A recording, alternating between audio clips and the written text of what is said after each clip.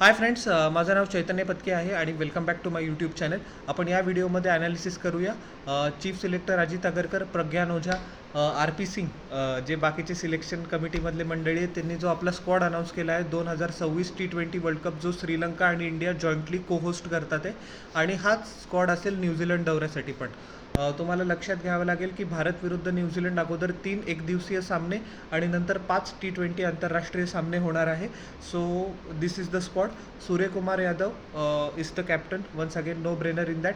सूर्यकुमार यादवला मी म्हणू इच्छितो की राजा, आता तुला बॅटिंगनी टर्नअप करावं लागेल.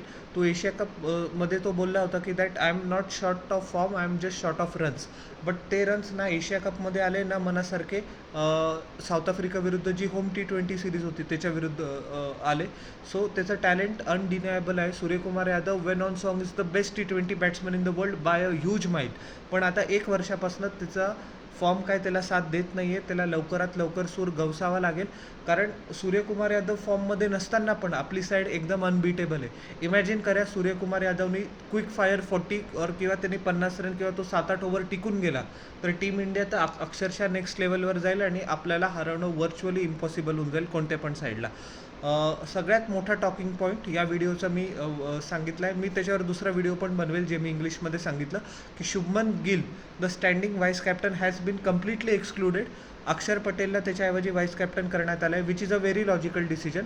कारण एशिया कप अगोदर ज्या वेळेला शुभमन गिलला अचानकपणे ट्रान्सपोर्ट केलं गेलं T20 स्क्वॉडमध्ये, ज्या वेळेला तो डिझर्व करत नव्हता, हे शुभमन गिल फॅन्सला खूप हार्श वाटेल. But Shubman Gill currently on current form आणि करंट फॉर्मवर नसताना पण does not deserve to be in the starting 11 of a T20 international side of team India.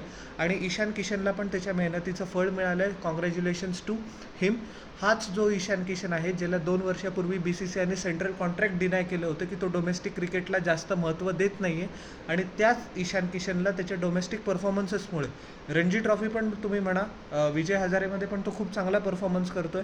माझ्याकडे तर अशी न्यूज आहे की BCCIने त्याला सांगितलं की राजा माझ्या तू थोडीशी रेस्ट घे, प्रत्येक मॅच झारखंडसाठी खेळू नको. You need to be fresh for the New Zealand series as well as the T20 world cup.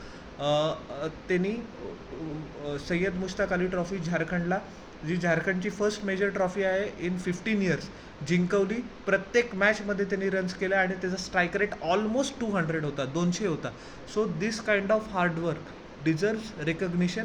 आणि मी ॲक्च्युली BCCIला आणि अजित आगरकरला ॲक्च्युली मी त्यांना प्रेज करेन की आपली मिस्टेक त्यांना कळणं ही सगळ्यात मोठी गोष्ट आहे. आणि ईशान किशनला त्यांनी रिवॉर्ड केलं.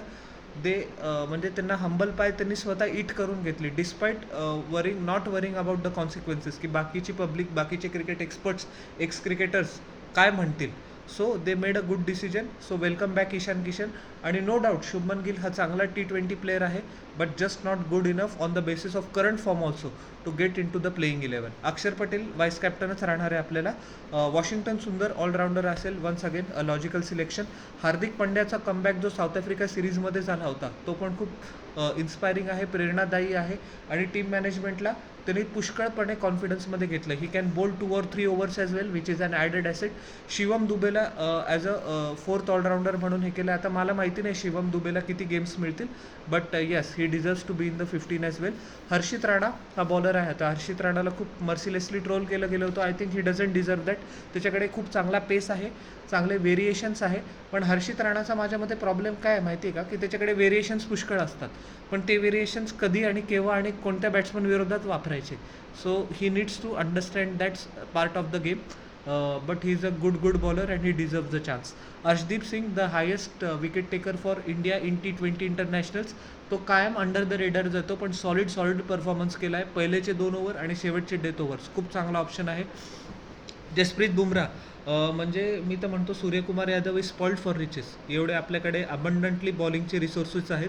तो मिडल ओव्हर्समध्ये बॉलिंग टाकेल आणि त्याच्यानंतर लगेच येईल T20 रँकिंग्समधला नंबर 1 स्पिनर आपला mystery spinner Varun Chakravarthy. So तुम्ही इमॅजिन करा, एक एंडला बुमराह, एक एंडला वरुण चक्रवर्ती, मध्ये अक्षर पटेल. मिडल ओव्हर्समध्ये अक्षरशः चोक करून टाकतील ते, despite not being an ideal surface for any opposition.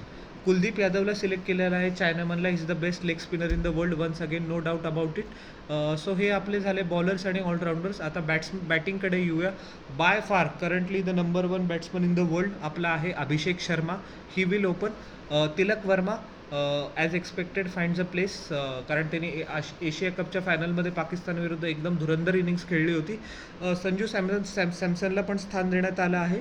आता हे बघणं औत्सुक्याचं ठरेल की ॲक्च्युली त्याला गेम्स किती मिळतात. आता पुष्कळ संजू सॅमसनचे फॅन्स काय म्हणतात की त्याच्यासोबत न्याय होत नाही, हे होत नाही. पण मी तुम्हाला सांगतो की यार आपला प्रॉब्लेम असा आहे की एवढं टॅलेंट आहे आपल्या याच्यामध्ये, की मी कायम माझ्या व्हिडिओजमध्ये सांगत असतो की 4 का 5 आंतरराष्ट्रीय टीम इंडियाच्या होतील आणि ती 4थी का 5वी टीम वेस्ट इंडिज किंवा श्रीलंकेला टफ फाईट देईल किंवा त्यांना हरवू पण शकेल, एवढं टॅलेंट आहे. आता ते टॉप 15मध्ये कोण बसतं कोण नाही, परम्युटेशन्स कॉम्बिनेशन्स, हे पिच कंडिशन्स किंवा कोणाला काय रेस्ट द्यायची हे बघून टीम मॅनेजमेंट डिसिजन घेतं. But yes, Sanju Samson deserves to be at least in the 15. सो तो एक लॉजिकल डिसिजन झाला आहे. ईशान किशन जसं मी सांगितलं who comes in place of Shubman Gill, आणि रिंकू सिंगची पण वर्णी लागली आहे.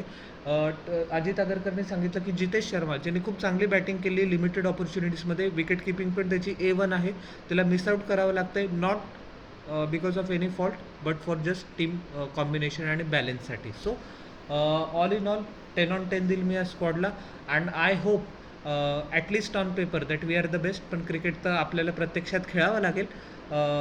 We have every chance of defending the T20 world cup which we won in 2024. 2024मध्ये जिंकलेलं विश्वचषक आपण 100% डिफेंड करू शकतो. सो तुम्हाला माझे या व्हिडिओवरचे ॲनालिसिस कसे वाटले याची प्रतिक्रिया जरूर खाली कॉमेंट सेक्शनमध्ये द्या. आणि न विसरता माझ्या यूट्यूब चॅनलला लाईक, शेअर आणि सबस्क्राईब करा आणि बेल आयकॉन प्रेस करा पुढच्या नोटिफिकेशनसाठी. आपण भेटूया नेक्स्ट व्हिडिओमध्ये. Till then everybody, bye.